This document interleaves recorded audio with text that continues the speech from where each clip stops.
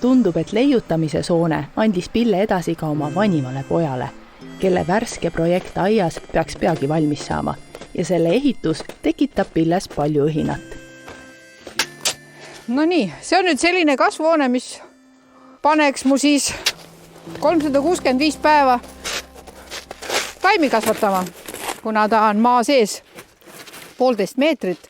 See tähendab seda, et me kasutame seda maasoojust. Selle prototüüp on sama kliimavöötmel Kanadas, kus üks mees kasvatab muidugi mingi jalgpalli suuruse, väljakul suuruse selle kasvuhoones oma mingisuguseid imelikke asju on ju. Siis mul vanem poeg mõtles, et teeks ühe siukse vinge värgi siia ka. Kogu see maapind on nüüd soojustatud. Siis on pandud natukene liiva ja siis on need treenaastorud, mis on vaata aukudega must. Siis on kogu põrand pandud selle, ütleme 8 või 10 tükki neid oli, nad on ühendatud ja siis sealt 2 nurgast tulevad need torud välja. Siis on liiva palju, ikkagi niimoodi, et see kogu see patarei on kuskil meetri jagu. See tähendab seda, et see on nagu aku. Vaata, kui sügav on lumi. See on see suur hämber siin.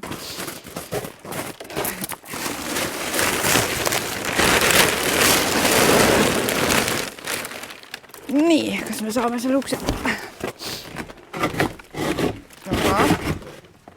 Siin on nüüd soojustused asjad. Siia poole nüüd lõuna poole tulevad need lavad, eks ju, kus tuleb taimed. Ja mis ma rääkisin veel topeltsoojustuse või akudega on see, et see osa siin on kasutamata, siia tulevad veepaagid.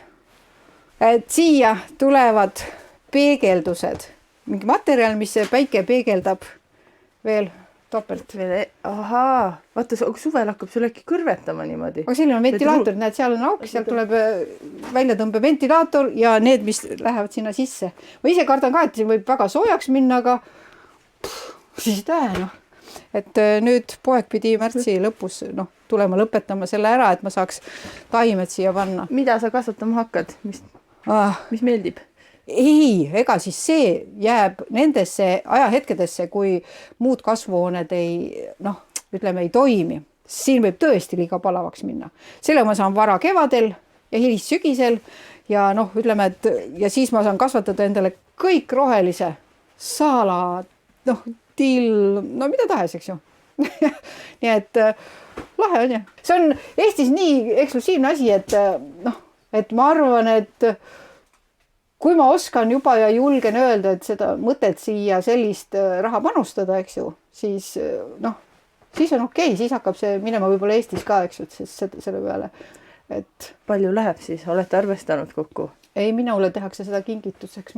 Ei ole küsinud ka, mis see luksus maksab siin siis? Jah, las ta siis teeb, eks ju. Muidugi, mis ma ütlen, nad ei ole ehitajad. Et ehte kunstnik ehitas selles. No loodame, et toimib, on ju.